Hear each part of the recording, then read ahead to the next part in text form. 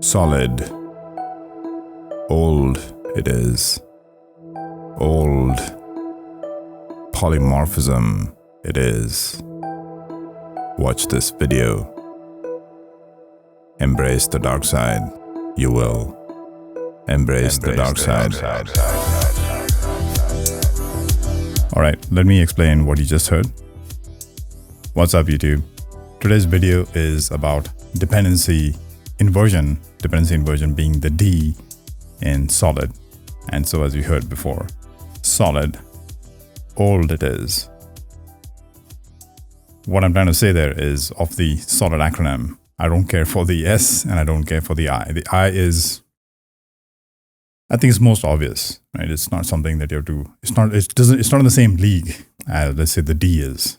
All right. So the D, I think, is the most prominent one of the two. Unfortunately, it comes at the end.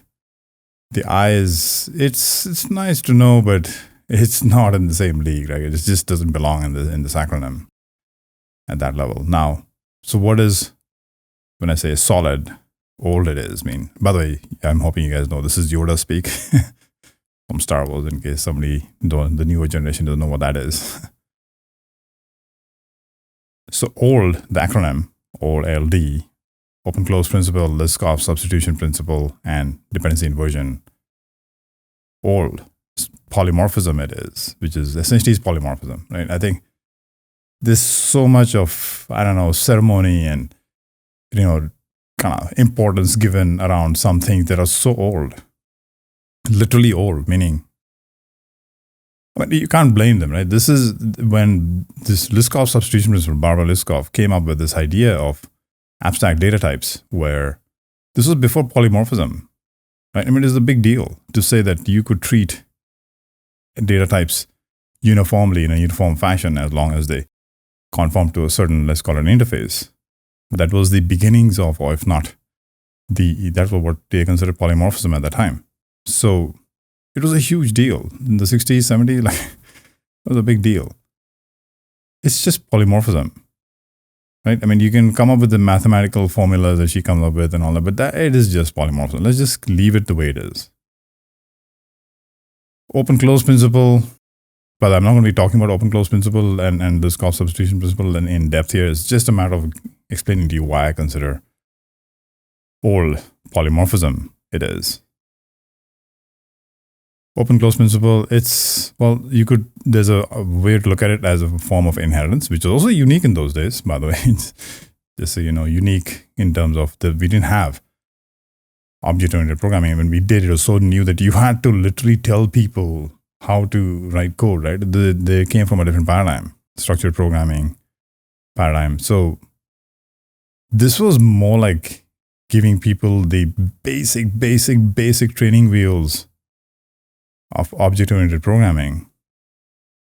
This is not such a big deal. I mean, maybe, yes, I do recognize that there are a lot of us that don't understand polymorphism, sure, but that's the industry as a whole is not struggling with polymorphism today. Back in the day, they were. Back in the day, it was more like you had to introduce them to things that they've never seen and heard or thought of before, right? So any OpenClose Principle could be seen as a form of inheritance, if you will, inheritance for the sake of extension, which is something, as you know, I don't inherit for the sake of extension, but OpenClose Principle would say, open for extension would mean either through polymorphism or through extension, through inheritance, purely simply extending the base class, the descendant class, to have more functionality than the base class. However, Liskov Substitution Principle is essentially saying you cannot or should not be using inheritance for the sake of extension. You want to use inheritance for the sake of interfaces in terms of abstract public surface, such that you can treat all descendants in a uniform fashion at the call side, which is polymorphism. Dependency inversion, well, it's not that dependency inversion itself is polymorphism, but when you invert dependencies, you are effectively using polymorphism if you're doing things correctly. So that's like saying that solid, all it is really trying to do is trying to tell you, you need to be using polymorphism. And that's exactly true. That is exactly what it is. Now, single responsibility, I don't know about that.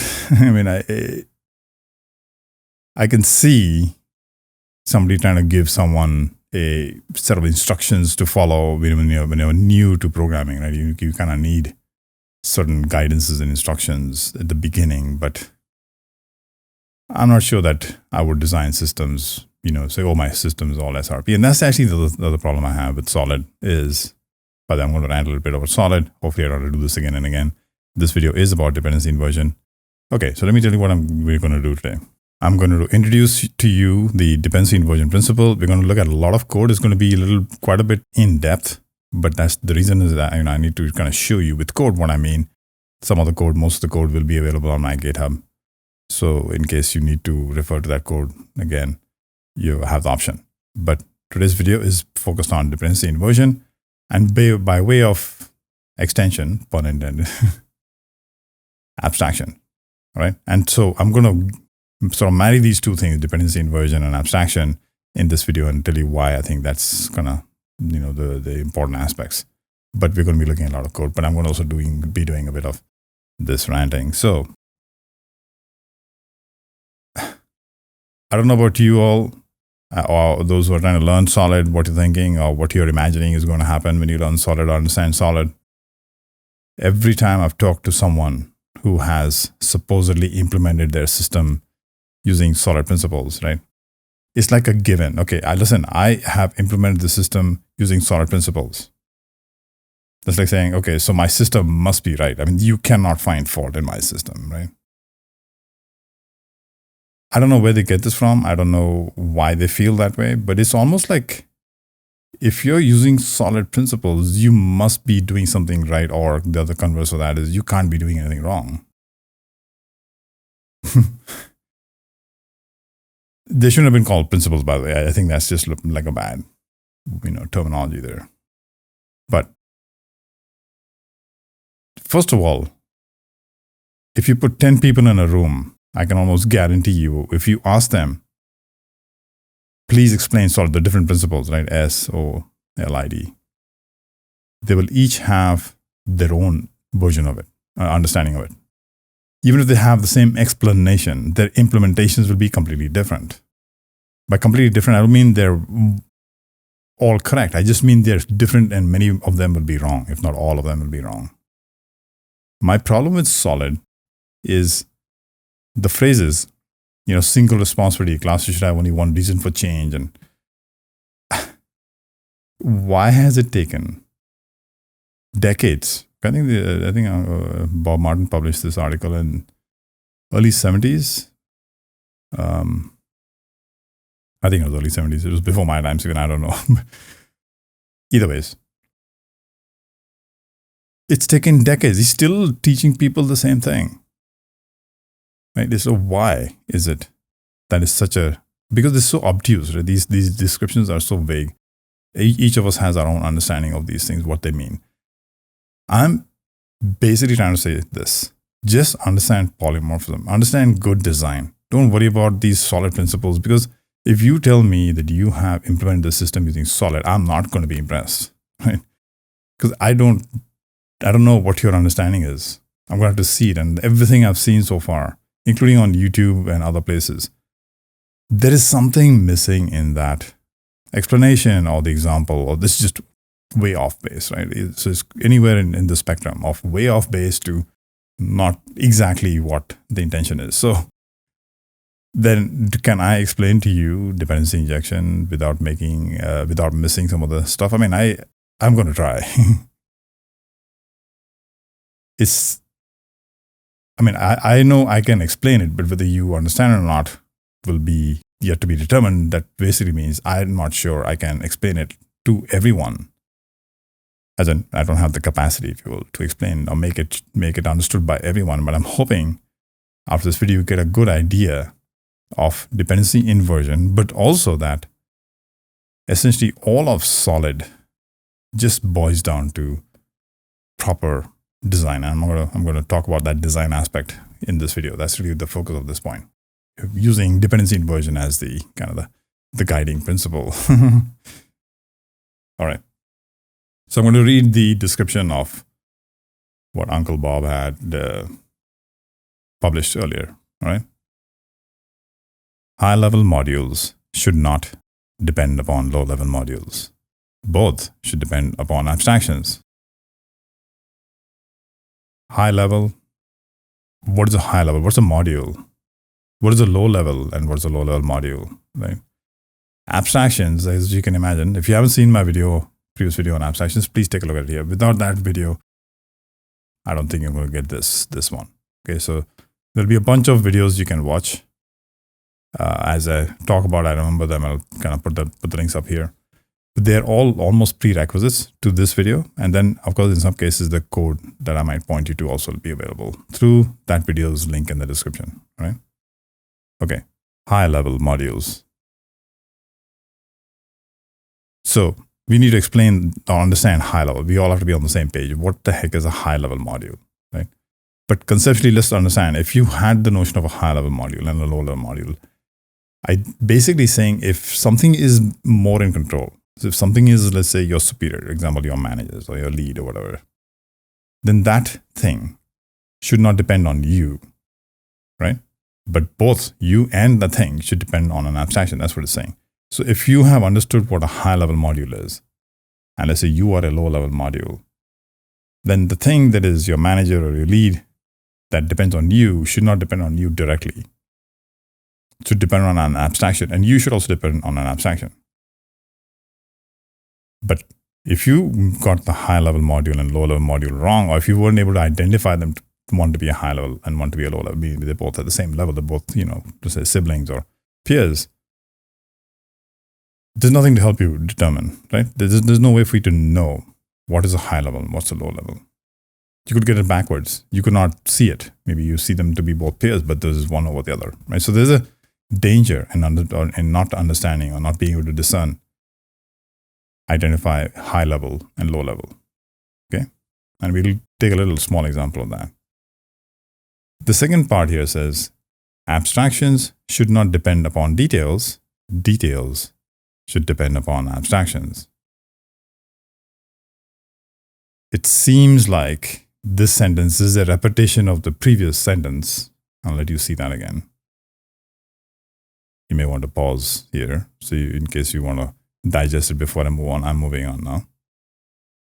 It seems almost that second sentence is a rehashing, if you will, the first sentence stated in a slightly different way, where, abstraction should not depend on details, but details should depend on abstraction. It's almost like someone's trying to be really smart here, right? And this is some of the issues I have with some of these things. I mean, I can appreciate that they do it and they can even dream these sentences up, but that cleverness is becoming too vague or too abstract, right? And I mean, if you want to have a phrase, then at least people should have some way to get to the kind of expanded meaning of that phrase. If the phrase is not going to get them to the expanded meaning, then the phrase is kind of missing the point. I find this a lot with design patterns as well. You have to first understand the pattern before you can understand the kind of the two-liner, right? But okay, whatever it is.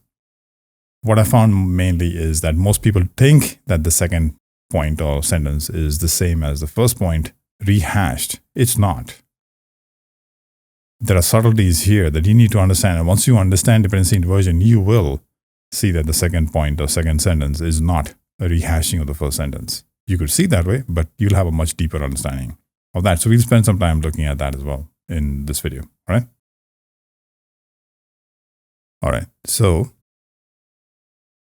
high-level module, low-level module. I'm starting from the place where this stuff came from. Uncle Bob essentially says in his paper that from structured programming's point of view, there's methods, and method 1 calls a method 2, and method 2 calls a method 3, and so on. And generally, if you've done structured programming correctly, a method at a higher level of abstraction calls a method at a slightly lower level of abstraction that calls potentially another method that's even lower, and so on and so forth. Every time you call another method, you're going one level lower in the form of abstraction, meaning you're getting closer to the metal. And you're getting closer and closer to doing kind of some real thing, if you're nitty-gritty stuff of working with a file system or I/O or database or something. But with structured programming, the idea was you have a method call at a high level that probably did some orchestration. So method 1 called A, B, C, D in some sort of a sequence. Then method A was slightly lower level of abstraction. And then maybe method A called again other methods that were further lower and so on. So in this case, or this situation, higher level modules was method 1 or method 2 as compared to method 3, where method 1 was the higher level module as compared to method 2 and so on. It was fairly easy to understand that. Okay, with object-oriented programming, let's look at this over here. So you have a UI that depends on the domain layer, that depends on the database, or the data layer, sorry. Which one is the high level module? From a dependency point of view, it seems like, UI is at the high top, and then there's the business layer or domain layer, and then there's the data layer. But you need to be able to identify which is the higher level module. Whether the module could mean an entire subsystem, an assembly, a class, a method. It's a vague term, but you can or should look at it as anything. At any level, you can play this game of which is the higher level module. So at this point, we're looking at layers, the UI layer, the domain layer, the data layer, which is the higher level module, right?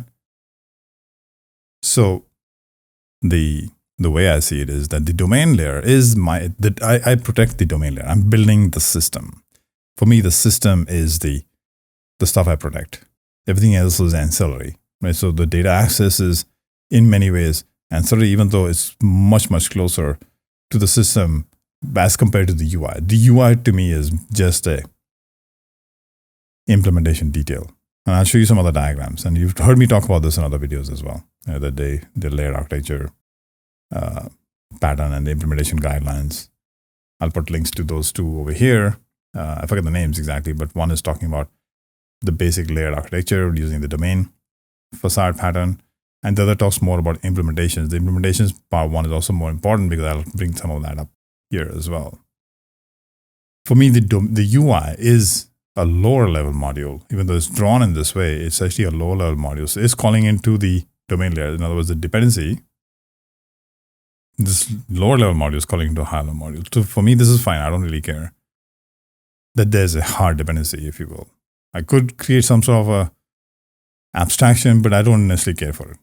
Because I could build any number of UIs, right? By that, I mean different technologies. Maybe I build a console application. Maybe I build a Windows desktop application or a Xamarin desktop application, web application, web API application. It doesn't matter. The domain layer is not changing, right? So, which is what you want. The domain, the higher level module, is not impacted by these lower level modules. And if the lower level modules change or you need new ones, that's fine. You just build a new one. You're not impacting the domain layer. The domain layer doesn't need to know who all or what all things they are trying to use it, right? It is self-sufficient, the domain layer. It is, like a hard shell. You can't break through this thing and it works completely by itself. That to me is the domain layer. Now, for the most part, the data layer is part of my domain layer, but within that hard shell, there is still like a separate boundary, if you will. It's almost like a house that has 2 rooms. Right? There's the main big hall, living room, kitchen, dining, and then there's a bedroom. So it's all in one home, but there's a door between the main area of the house and this bedroom metaphor. But nonetheless, the domain layer conceptually is at a higher level than the data layer. And what this statement is saying, I'm going to switch back a couple of pages here. Higher level modules should not depend upon lower level modules. Both should depend upon abstractions. So you're inverting the dependency, right? It's also a bad name. Actually, I don't believe that the name is correct. So first of all, what we need to see is this arrow. Instead of going from domain layer to data layer, should go this way. From data layer to domain layer. And you're thinking like, that's nonsense. Like, you can't have the data layer call domain layer. Correct. So the dependency is not so much in terms of flow of control of call chain. It's dependency in terms of compiler dependency in terms of what is the real referencing, like references. It's not so much the call. The call is still going from the domain layer to the data layer in this case. But who depends upon whom, right? So the flow of control is still going from domain to business to data, but we want to invert the dependency from the perspective of compiler dependency, from the perspective of references, right? And to do that, that's what we do.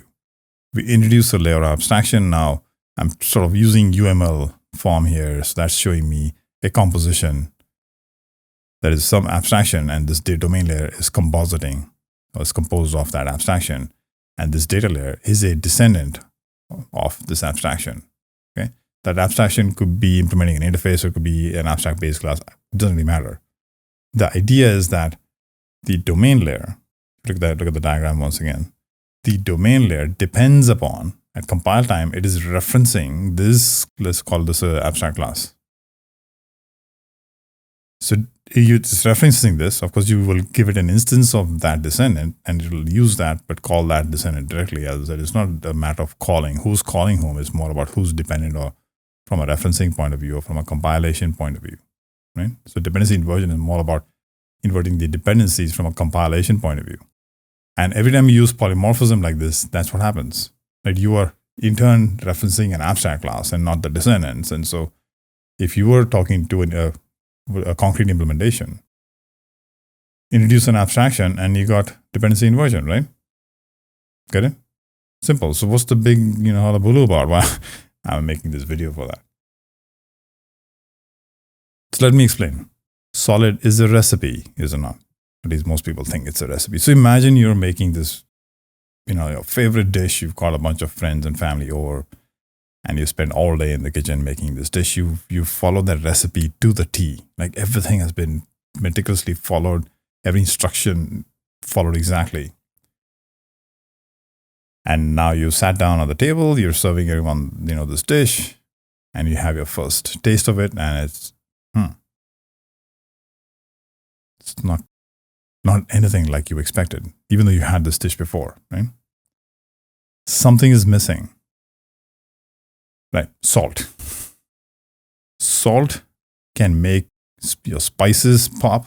If it's some sweetness, the sweetness will pop. If it's sourness, sourness will pop. Everything pops with salt. Nothing, without salt, you can't taste pretty much anything. It's like bland. This ingredient, salt, is missing from everything we do with regards to solid. And that ingredient is abstraction.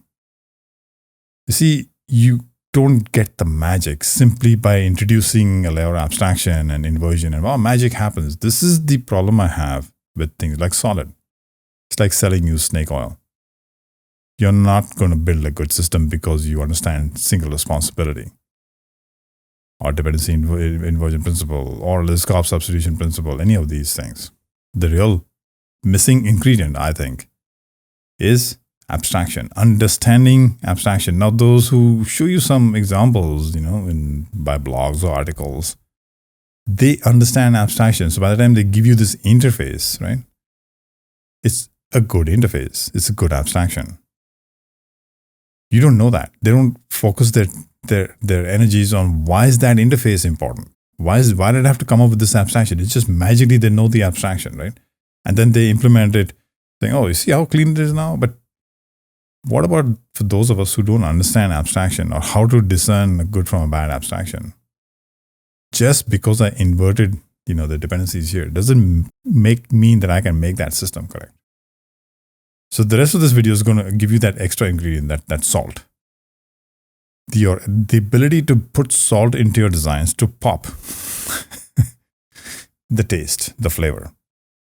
Give you the ability to understand how to discern good from bad abstractions. Okay, just at a high level though, but I'm going to show you that using code. But before we move on, let's look at the next slide here. So I'm trying to show you a diagram, which is typically a typical system that I would have.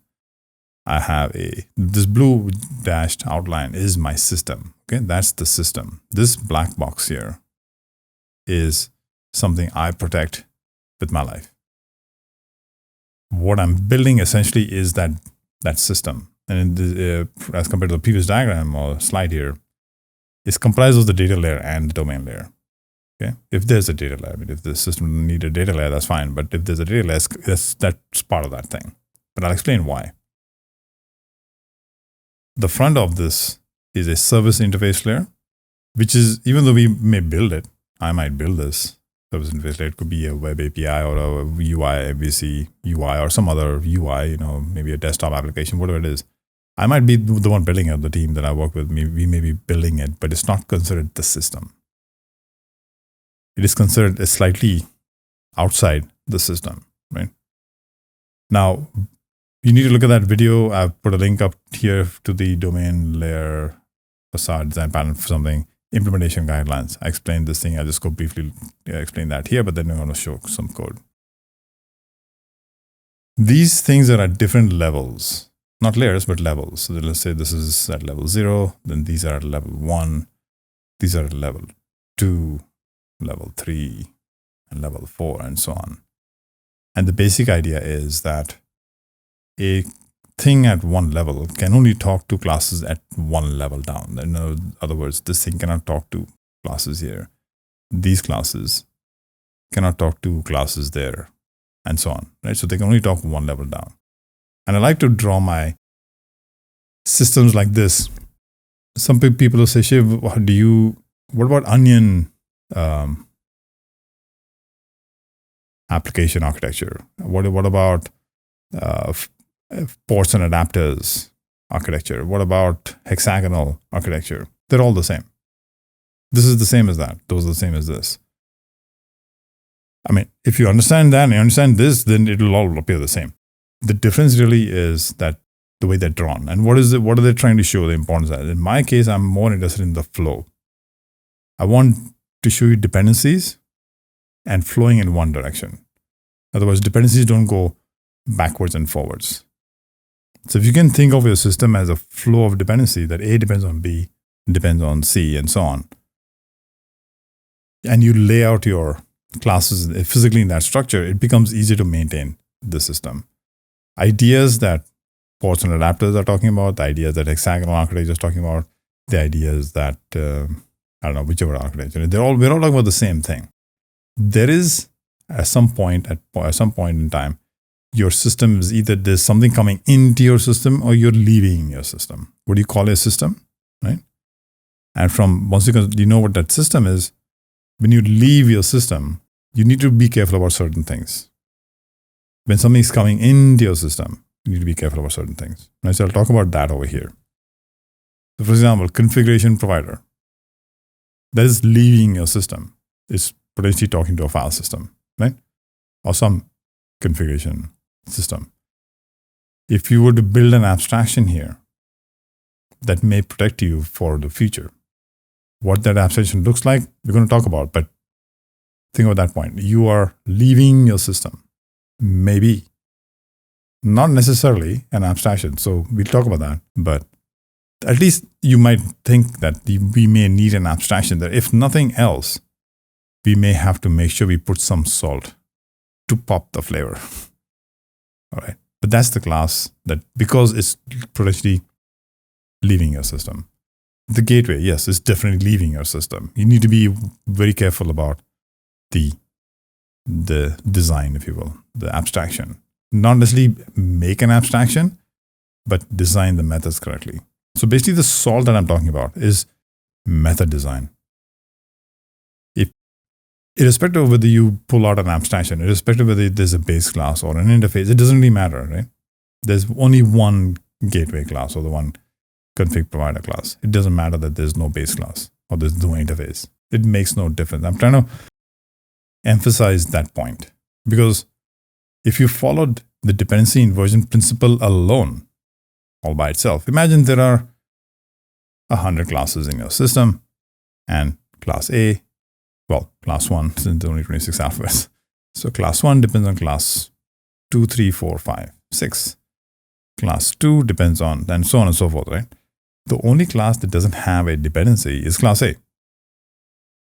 So if you have 100 classes that have somehow are participating in this dependency graph, you're going to have 99 abstractions.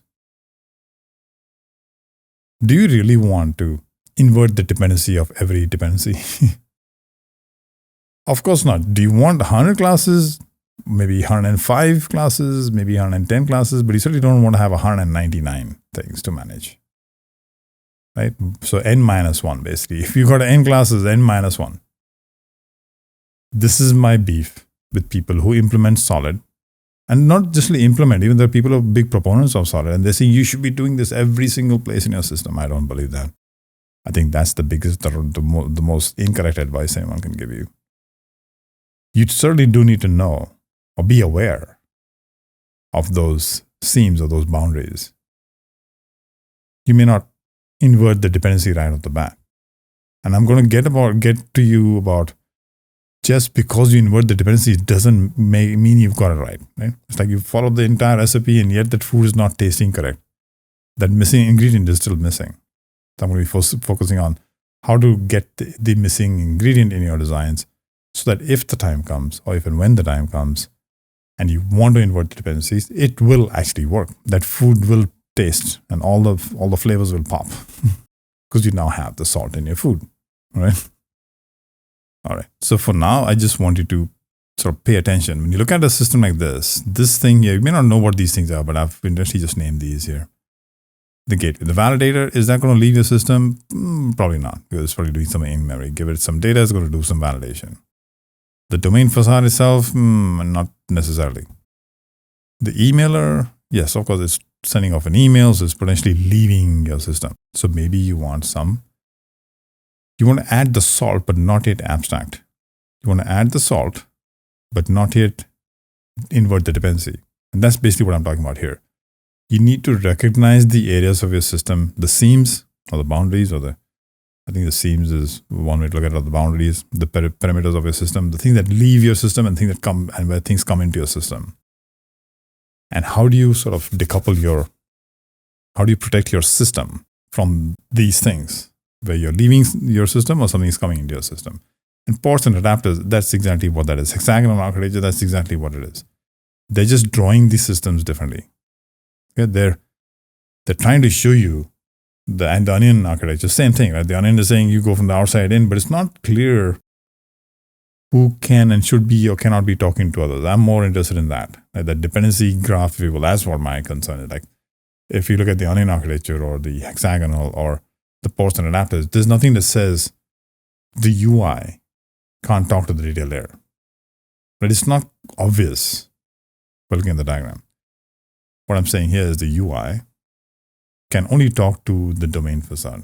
Can only talk one level down. It cannot talk. It can't see for the most part because this is generally in an assembly and this is the only public class it can see. It doesn't even know these classes exist. So that's it may not be, again, I'm not going to go into details here, but just understand that things can only talk one level down. And the reason I draw things this way is to show you that there's a certain idea of levels, not layers, but levels, conceptual levels, the way I've drawn these classes out. And they are also at a level of abstraction versus lower level abstraction. So it all pans out. A class at a level 0, for example, this class here is at a much higher level abstraction than classes over here. And classes over here are at a much higher level abstraction than classes over here. And the classes over here are the lowest level abstraction in the entire system, for the most part, because they're doing some really kind of nitty-gritty stuff. They're actually dealing with, in this case, database things, right? So they actually get down to the metal, if you will. So these classes here, from here to here, there are different levels of abstraction. This is at a higher level abstraction. This is at a much lower level of abstraction. This class may use some other classes that are even lower. Maybe, HTTP socket and things that we're not showing here, but in the real system, you'll have HTTP client, which is at a much lower level abstraction than the gateways and so on. So the levels follow the flow of dependency, and also I'm able to show you that you can only talk one level down. So it's very clear. Okay. But let's get back to the basic idea here. So then I've got my data managers. And as you can see, the data manager talks to the database directly. Okay. So if you remember the previous diagram where the business layer was, and then there was a data layer and you had to invert the dependency, right? So where you introduce this abstraction. Before we introduce that abstraction, or even if I don't even think we are going to do it today, because that's not the point, I'm going to show you how to discern a good abstraction in the first place. Because it's not just a matter of introducing an abstraction. If your abstraction itself is incorrect, if your public surface of this data access layer is not correct. Building an abstraction, as in building an interface, or that has no purpose, has no meaning. You miss the point, right? So how do you discern what is a good abstraction? So let's look at that.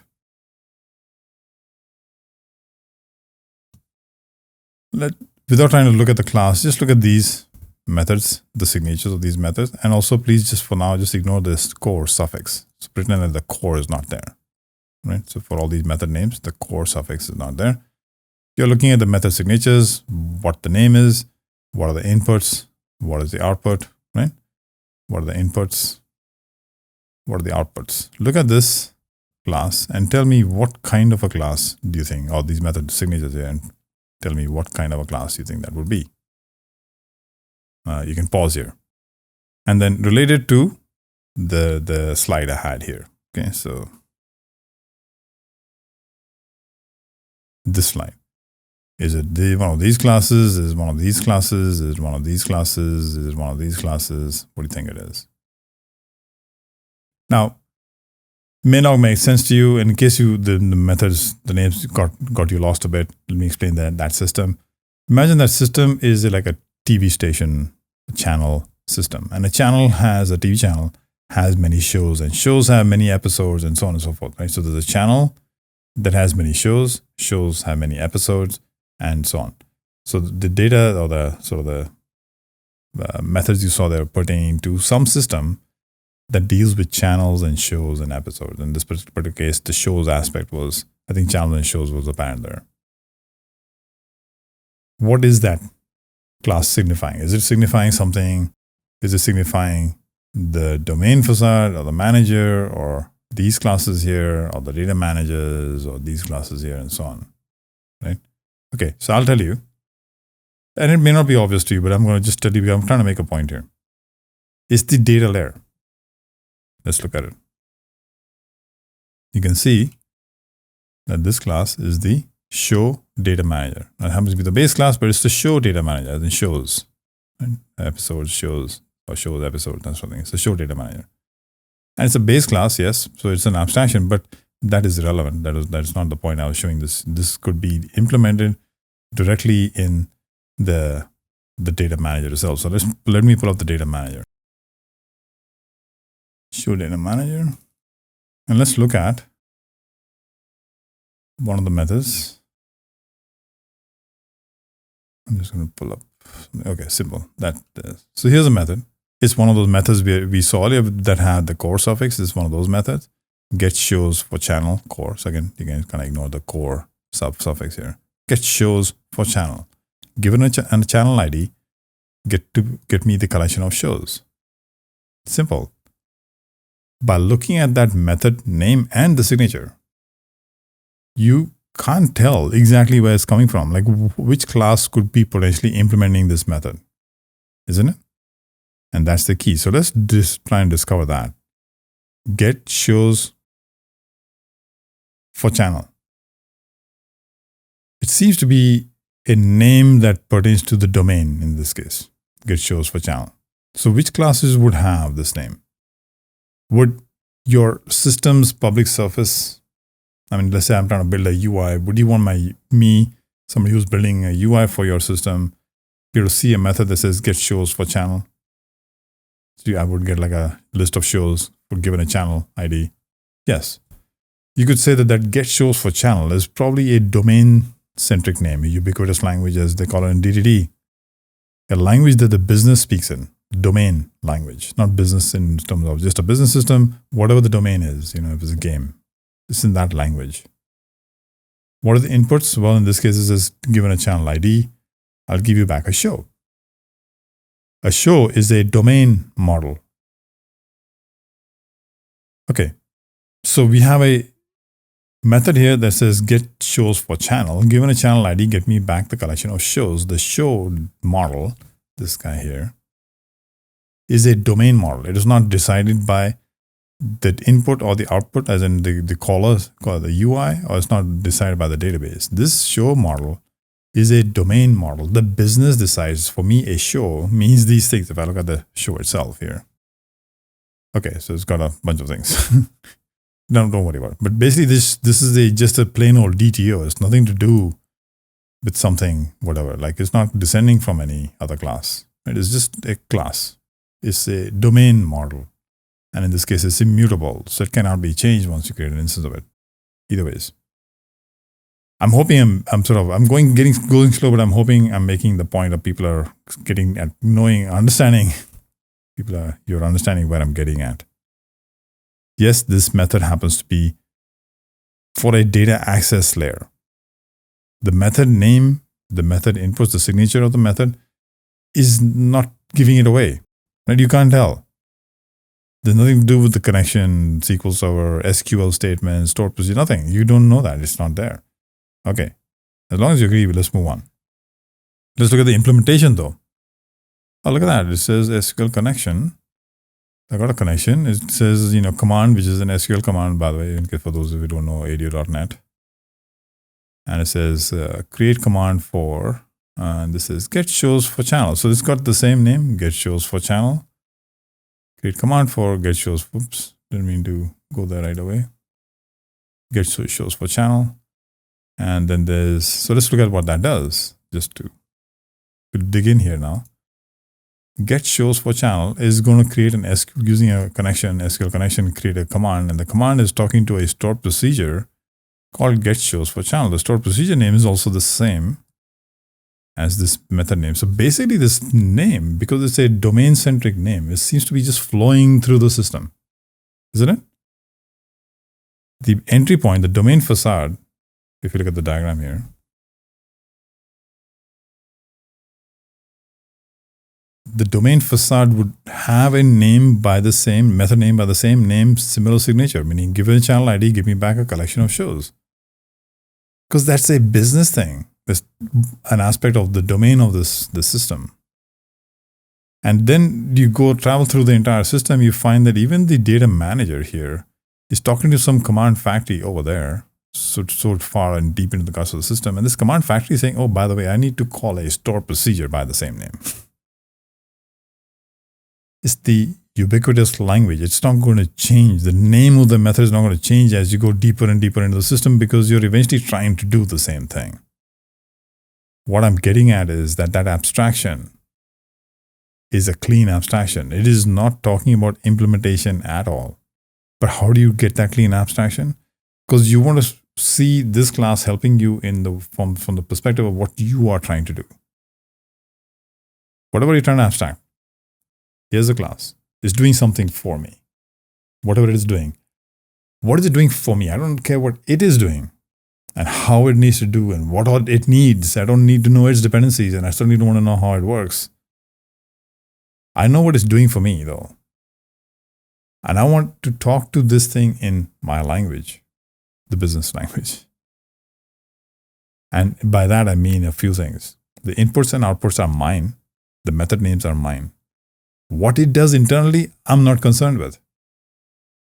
And I don't want to know. All right? That is the second sentence. Go back here to the second sentence here. Abstractions. So let's say I have this abstraction. Okay.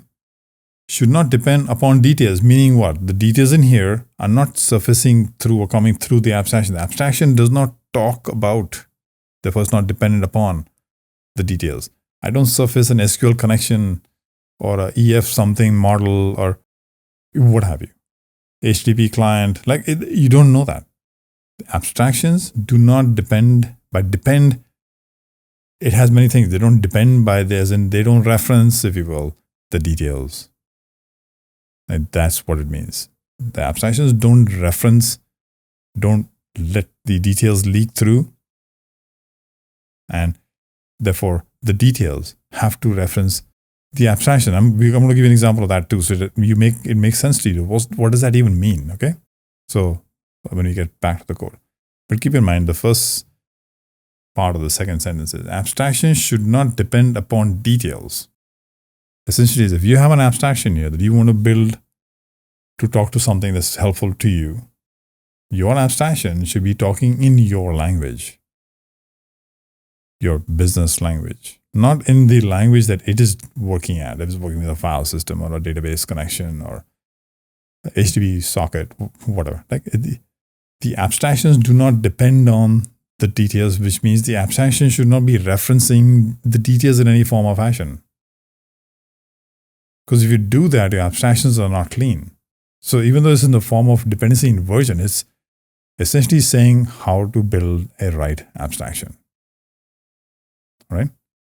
Okay. Move on to that and go back. I'll leave it here so we can reference this thing again and switch to the code. All right. So here we have a store proc that's got the same name as the main method we've been following along all the time. If you look at the data manager here, it had this method that says, get shows for channel. And then from that point forward, we also have let me go back here to the store proc. It's also called the store proc. It says get shows for channel. Let's look at the, it's been a while since I saw the database stuff here. So I'm going into my database looking for a store proc called get shows for channel, this thing here. All right, get shows for channel. So the store proc is called get shows for channel. It takes a channel ID as an argument. And it does, oh my goodness. See, I don't want to know this stuff. How many joins are there? 1, 2, 3, 4 or 5 joins. Stored procedures also provide you with an abstraction. It's another layer of abstraction. The stored procedure is saying, you tell me what you need from a business point of view. Oh, you want to get a channel? Cool, I'll get you a channel. Sorry, shows for a channel? Sure, I'll get you the shows for the channel. How do you want it? I want it like that. Okay, I'll do that. I, at the application level, don't want to know all the joins. I'm not interested in those joins. I don't care how the data model is structured. You are free to change your data model any which way you like. Modify the stored procedure where I can still give it an ID and still gives me back the data that I want. That stored procedure is giving me an abstraction. If I had not built or designed that stored procedure correctly, a change in the data model will start to leak into my system, and I don't want that. That's a leaky abstraction. You understand? That stored procedure is giving me a separation, a decoupling from the database. The DBAs can happily change their data model. They can add 2,000 more tables, as long as that stored procedure can still give me the data in the form that I need it, because my business has not changed. Because my abstractions are business-centric, I'm safer, right? Of course, if your business completely changes or your requirements totally change, where this thing is no longer required or there's a big difference in how you want and interpret that, of course, nothing's going to save you from that, right? But this is more about decoupling from implementation details. So if the abstraction is clean, you are safeguarded against changes. In this case, at the store proc level, the abstraction is clean. Therefore, if we change our database to add more tables, more joins will be required. You can alias the fields. In this case, it's calling these fields ID, channel, or it says channel title, see? So it's aliasing them to be also the right type. So what are these type names? This is the field names, the show type and title or show category and all that. These are domain-centric names. Whatever this is in the database doesn't matter. The store proc's responsibility is to give you back the data in your language. Given its name is in your language, it returns data in your language. All right. Okay, let's look back at the code now. So I'm going to close the store proc. So I'm going back to the data thing over here. So we got that connection. We have the command factory. Let's look at this next part here. It's got a data reader to model adapter. I'll tell you what it's doing at a high level.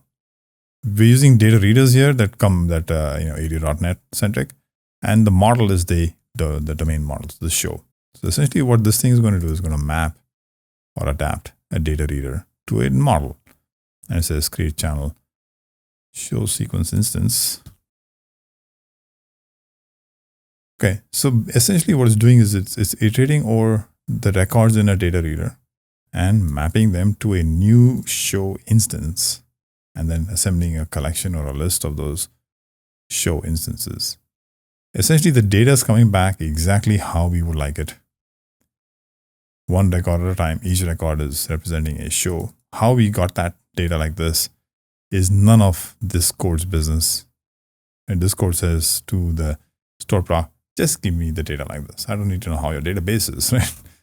So this code is also essentially saying the same thing. I don't need to know how you do your stuff, but I'm going to ask you for the store proc with the channel ID. Give me back the data in this fashion. In my language, give me data back in my language. Okay, there's a bit of a mapping required here, which is what it's doing. And it's mapping the data layer, in this case, is mapping the data reader to a show, right? So going back here, given a channel ID, return to me a collection of shows. Going back to the signature now, right? Let's say this is your database, your data access layer. There's no base classes. This is it, right? So imagine this is it, but the signatures are this. I'm going to go back to that base class so you can see the signatures, not just the one, but all of these methods here. So now focus your attention back on these methods. Ignore the core suffix. Just pretend this is some sort of an interface of an abstract base class or an abstract class or a class you've already implemented, right? This is the implementation. These are all the method signatures, right? Okay. And let's say your current implementation is using SQL Server, Microsoft SQL Server. And I say, you need to change this to using Oracle. Can you do that? Good. Would that impact this API here, the public surface? No. Okay, cool. So you don't need to abstract anything.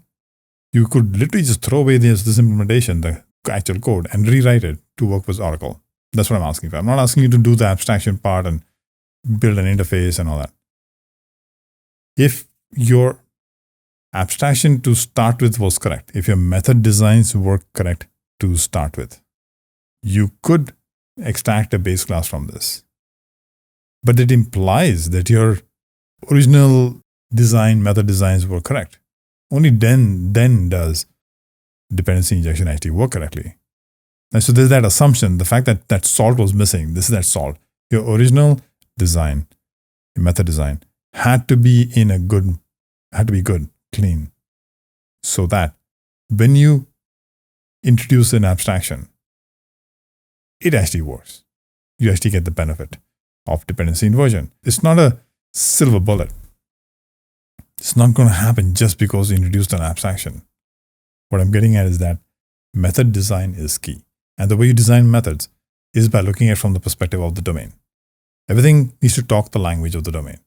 At that point, because your domain is probably going to be the same, then abstractions will remain the same.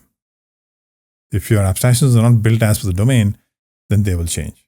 So going back to this metaphor here, going back to the same structure, what if I came to you later and said, hey guys, we need to use Cosmos DB, Azure, blah, blah, blah, and I use containers and it's an NoSQL store, blah, blah. Can you implement the same class? Report all the implementation. I'm not asking about having a base class in some hierarchy.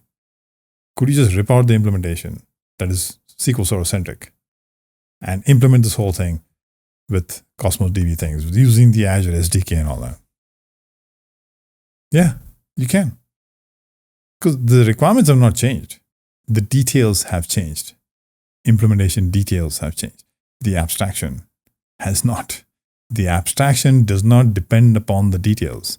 The details, however, depend upon the abstraction, which means the details do have to map that data that came from using a data reader to a show model, domain model.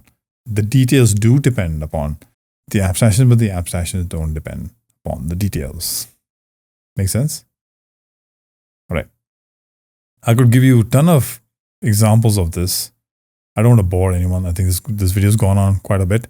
I hope you found this interesting. If you do want me to go into more details, I'll be happy to do that.